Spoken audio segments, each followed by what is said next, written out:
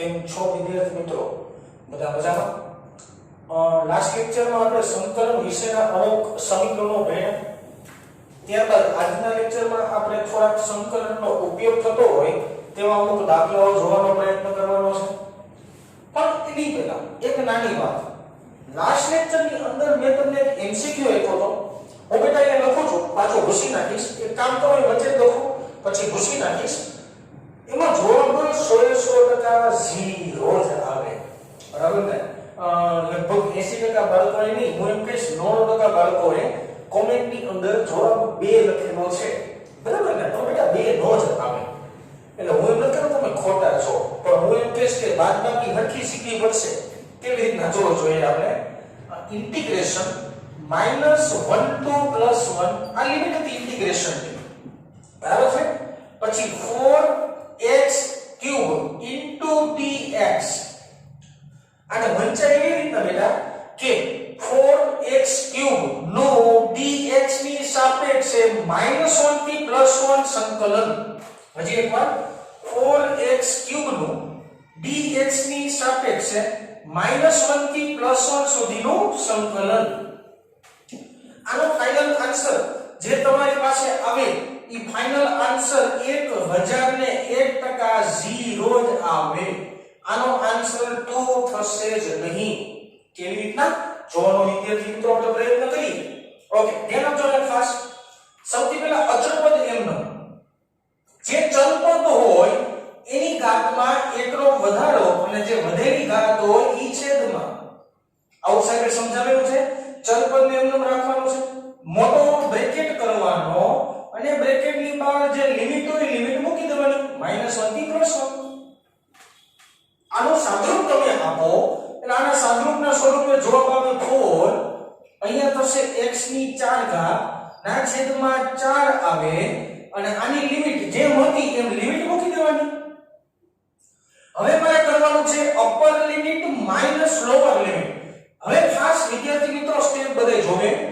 4 bracket x ની જગ્યાએ upper limit આવે એટલે 1 ની 4 ઘાત વચ્ચે નિશાની બાદબાકીની આવે.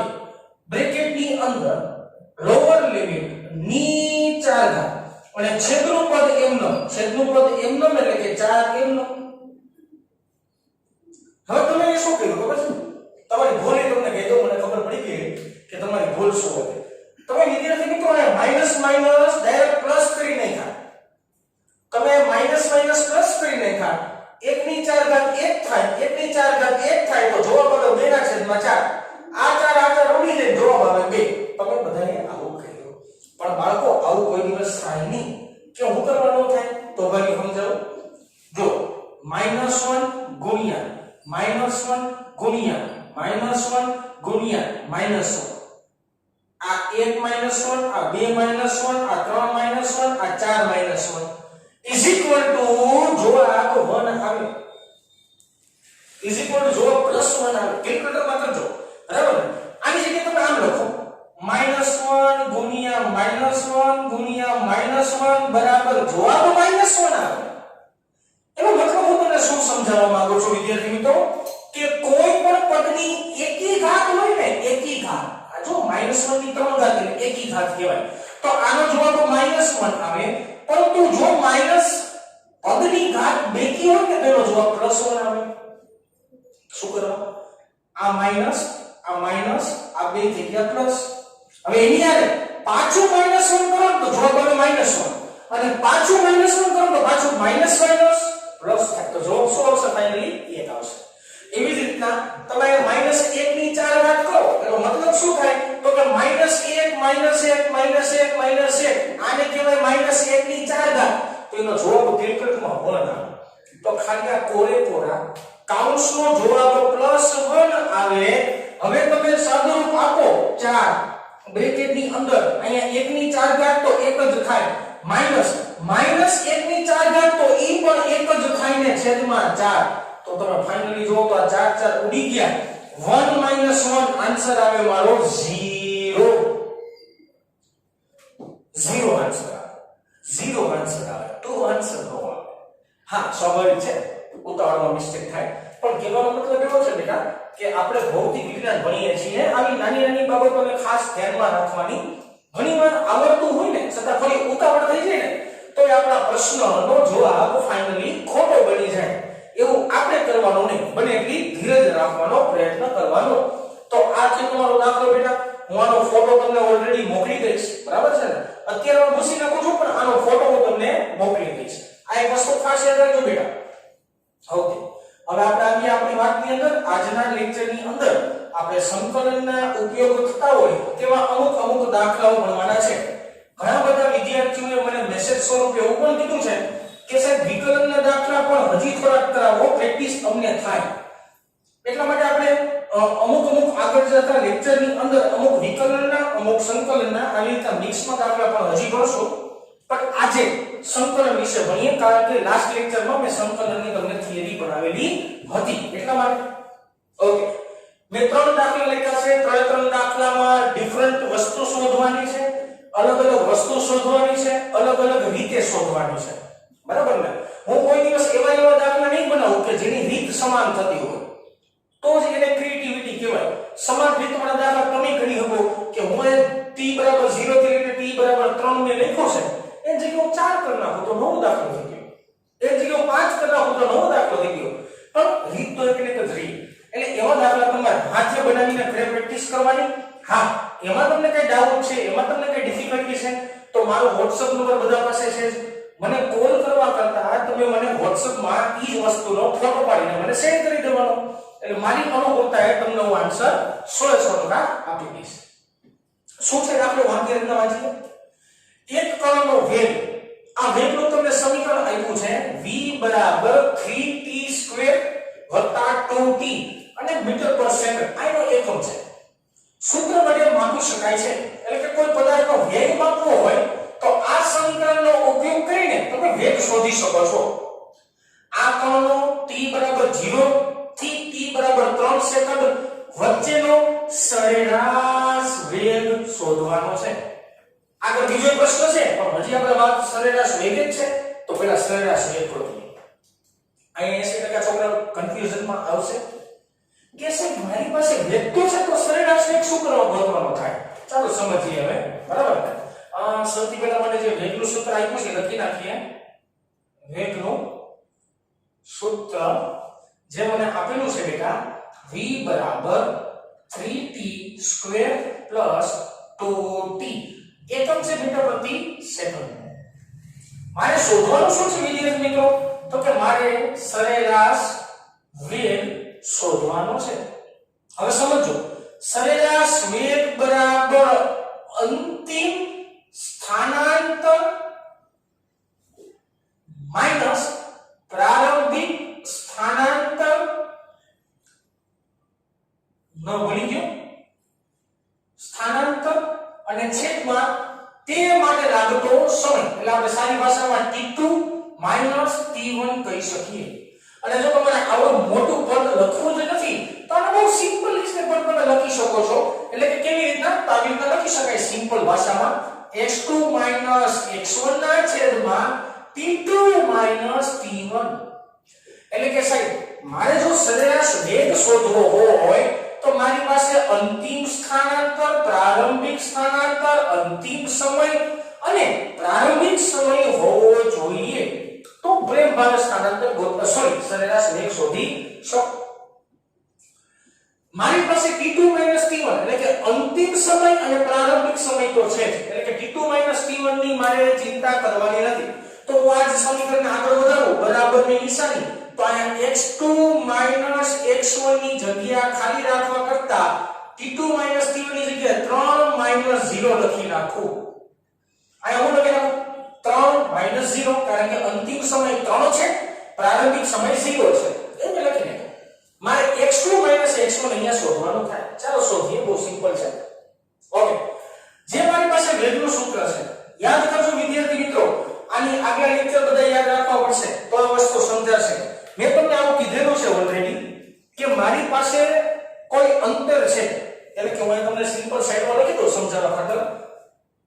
મારી પાસે અંતરનું પદ છે, જો એનામાંથી મારે વેગનું પદ બનાવવું હોય તો મારે સમયની સાપેક્ષે એનું વિકલન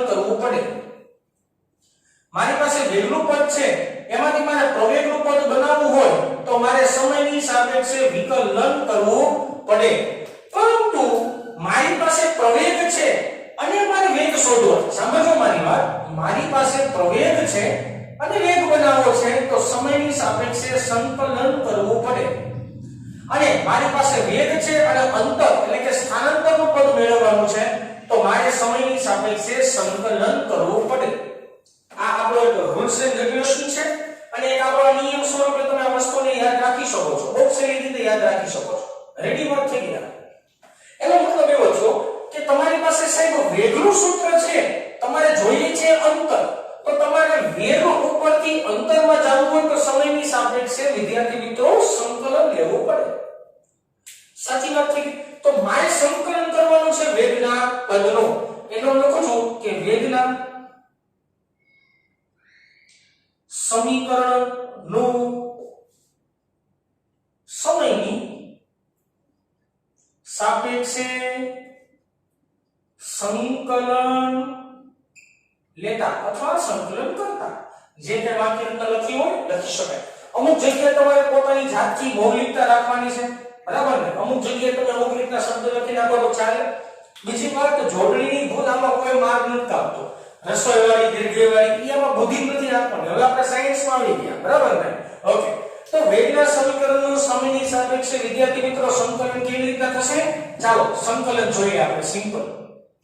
મારી પાસે વેગવાળું પદ છે તો વેગવાળા પદમાંથી મારે અંતરમાં જવું છે તો મારે આવી રીતના લખવું પડે કે વેગનું જે સમીકરણ હતું 3t² + 2t, તો વેગની જગ્યાએ હું શું લખું છું? dx/dt.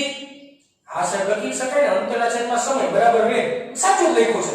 = 3t² + 2t. રેડી વાત થઈ ગઈ. ઓકે. dt ને સામે જવા દો એટલે dx = 3t² + 2t * dt. આ dt ને મેં સામે લઈ લીધું. હવે બંને બાજુ શું લઈ લેવાય? સંકલન લઈ લેવાય. શું કરાય? તો કે બંને બાજુ સંકલન લેતા. એ વાક્ય રચના લખી નખાય. બંને બાજુ સંકલન લેતા. હવે બંને બાજુ સિમ્પલ સંકલન કરી નાખીએ એટલે બંને બાજુ સંકલનની નિશાની આવશે. સંકલન dx = સંકલન 3t² + 2t * dt. સમયની સાપેક્ષે આ પદનું સંકલન. હવે dx, d એટલે કે સૂક્ષ્મ ભાગ થયો. સૂક્ષ્મ નું ભાગનું સંકલન કરો એટલે મને કુલ પદ x મળે. આ નો સમજાવવું હોય ધારો કે તો એ સમજાવો. આઈ નાખી દો. આ એક માર્ગ છે, નાનો એવો માર્ગ ની આકૃતિની અંદર દર્શાવેલો છે, બરાબર? આ આખો માર્ગ છે ને, આખો માર્ગ એનું અંતર x.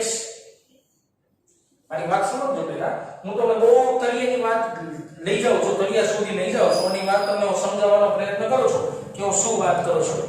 આખો માર્ગ છે ને ઈ x જેટલું અંતર છે એવું માની લઈએ.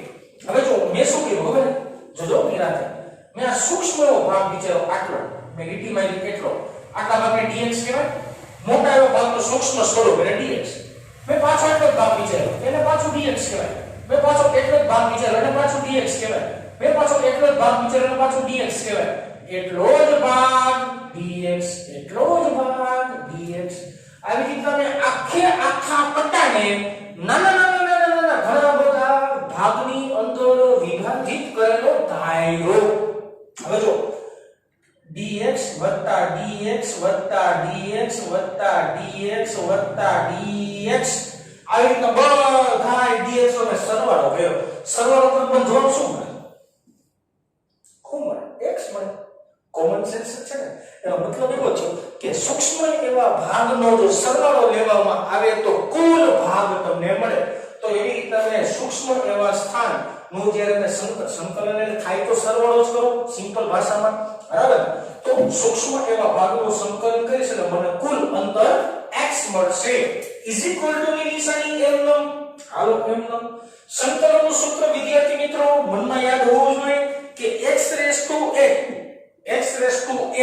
નું સંકલન કરવામાં આવે તો xn+1 / n+1 એવો તમારી પાસે જવાબ આવે. તો ઈ સમીકરણનો ઉપયોગ કરીને મારે સંકલન કરવાનું છે. તો આને હલ ન કરવાની, t t ની અંદર જે ઘાત હોય ઈ ઘાતની અંદર એકનો વધારો અને જે વધારો થાય ઈ છેદમાં કૌંસ પૂરો વચ્ચે સરવાળાની નિશાની આ બગડામાં કાઈ હરી નહીં કરવાની હાલો t ની કાઈ ઘાત ન હોય તો એક ઘાત હોય 1 + 1 ના છેદમાં 1 + 1 ઓકે તો સંકલન થયું x = 3 આપો શબ્દ બેટા t ની 3 ઘાત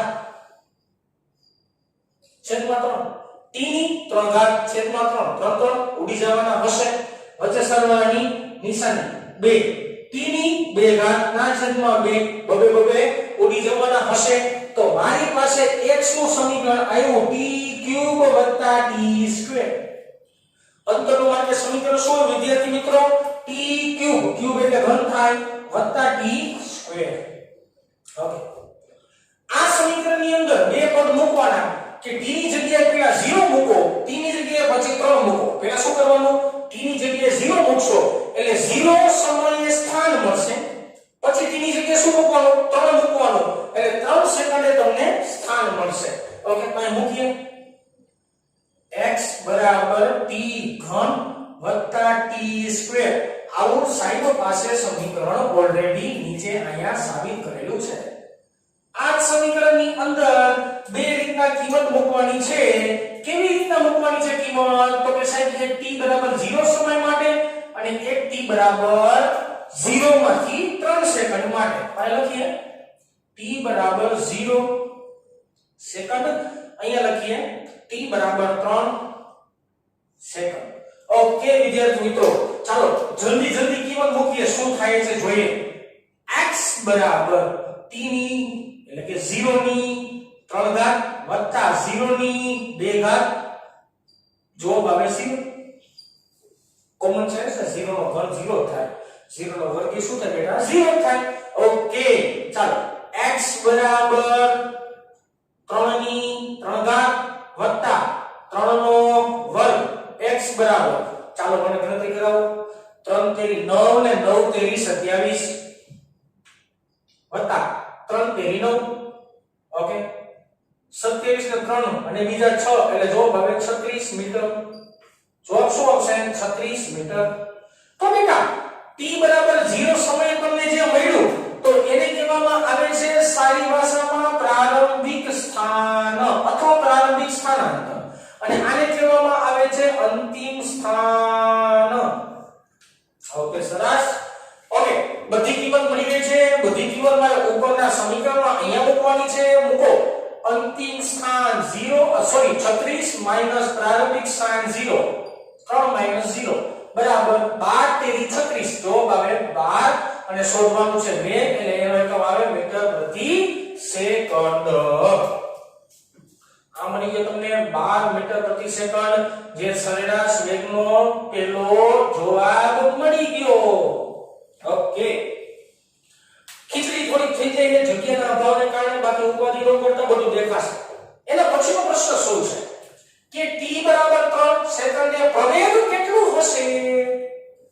પ્રવેગ શોધવાનો. હા બુદ્ધિ આપવાની હો. પ્રવેગ સાહેબ જો મારી પાસે વેગ છે આ જે સમીકરણ ઉપાધિ નો કરતા વેગ છે મારે શોધવાનું છે પ્રવેગ તો શું કરવું પડે સમીકરણનું વિકલન કરવું પડે. અહીં લીટી લખી નાખો. શું લીટી લખશું આપણે કે વેગ ના સમીકરણનું સમયની સાપેક્ષે વિકલન લેતા. વિકલન કેમ લેવાનું છે બેટા? શું કરવા વિકલન? તો કે વેગમાંથી પ્રવેગમાં જવાનું છે. ઓકે વેગનું સૂત્ર તમારી નજરની સમક્ષ છે. જો સૂત્ર દેખાય નહીં ને બેટા તો હાઇલાઇટ થોડું આપણે કરી નાખીએ. આ મારી પાસે વેગનું સમીકરણ છે. જો કે અહીંયા ઉપર પણ લખેલું છે છતાં મેં તમને અહીંયા હાઇલાઇટ કરી દીધું છે. ઓકે હાલો કરીએ સાહેબ. વિકલન કરવાનું છે એ અમને આવડે જ છે. કેવી રીતના? તો કે dv/dt સમયની સાપેક્ષે કરવાનું હોય વિકલન. આનો જવાબ આવશે ને કહેવાય પ્રવેગ બરાબર d ના છેદમાં dt એમનમ v ની જગ્યાએ ઉપર લખેલું પદ હાલો લખાવો જી 3t² + 2t. કઈ વિકલન બહુ ઈઝી છે. એ એમ લઉં જે ઘાત હોય તો પેલા જે ઘાત હોય આગળ પેલા બગડો આગળ ચલ પદ એમ લઉં જે ઘાત હોય ને એમાં એકનો ઘટાડો વિકલનનું સૂત્ર છે જે ઘાત હોય એમાં એકનો ઘટાડો વત્તા જે ઘાત હોય ને એ આગળ કાઈ ન હોય તો એકલો હોય ચલ પદ એમ લઉં અને જે ઘાત હોય એમાં એકનો ઘટાડો આપો સાદું 3 દુ 6 અને t એમ લઉં t ની 2 - 1 ડિરેક્ટ ઘાત થાય વત્તા 1 * 2 2 t ની કોણ ઘાત છે 0 ઘાત નહીં લખવાનું ઓકે પણ t બરાબર 3 સેકન્ડે પ્રવેગ શોધવાનો છે આ સમીકરણ મને મળી ગયું છે અહીંયા આમણા પ્રવેગનું સમીકરણ મળી ગયું છે પરંતુ t બરાબર 3 સેકન્ડે પ્રવેગ મેળવવાનો છે અહીં લખવું પડે મારે t બરાબર 3 સેકન્ડ માટે ચાલો લખાવો ભાઈ બહુ ઈઝી કોઈ a એમ 6 એમ t ની જગ્યાએ લખશું 3 વત્તા 2 36 18 ને 2 20 મીટર પ્રતિ સેકન્ડ સ્ક્વેર આ તમારો જવાબ છે બેટા મીટર પ્રતિ સેકન્ડ સ્ક્વેર એકમ ભૂલવાનો નહીં એકમ ભૂલો ને એટલે ગુજરાત બોર્ડ વાળા હળવે દઈને તમારો એક માર્ક ખાઈ જાય જો મારે એક માર્ક કોઈ દઈ નો દેવો હોય ને તો મારે એકમ ખાસ ખાસ ખાસ ખાસ લખવો પડે એકમ કોઈ દિવસ કોઈ ભૂલતા નહીં થોડો ભાગ અલગ અલગ કરી દીધો છે માર્કર થી બરાબર ને ઓકે તો આ જો પેલો દાખલો આ વસ્તુ યાદ રાખવાની છે ભૂસી નાખું છું બેટા બરાબર ને આ દાખલો તમને મોટા રાખતા હશે પણ જો તમને થોડી સ્પીડ થોડી ફાવટ આવી જશે ને પછી આ જ દાખલો ફટાફટી મનમાં થાય પછી આવો મારે કે સમીકરણ લખવાનું ન હોય ભાઈ હું એમ કહું ને આલબેરા સૂત્ર કર મનમાં સંકલન એટલે ઘાયકા સંકલન થાય અને એવી જ રીતના ઘાયકા વિકલન પણ થાય બરાબર ને એટલે થોડાક દિવસ આટલા બધા સ્ટેપ દર્શાવવાના પછી આટલા બધા સ્ટેપ દર્શાવવાની તમારે કાંઈ જરૂર નથી કારણ કે આ બધી જેડબલી નીટ માટે છે બરાબર ગુજરાત બોર્ડની એક્ઝામ તો સ્કૂલ જ લેવાની છે સ્કૂલમાં જ્યારે પૂછશે દાખલા ત્યારે તમારે આખા લખવા પડે પણ જ્યારે જેડબલી નીટ માટે આ દાખલા આવે ત્યારે તમારે મનગણતમાં જેમ શોર્ટકટમાં થતું હોય ને એવી રીતના કરવાનો પ્રયત્ન કરવાનો ઓકે સરસ ચાલો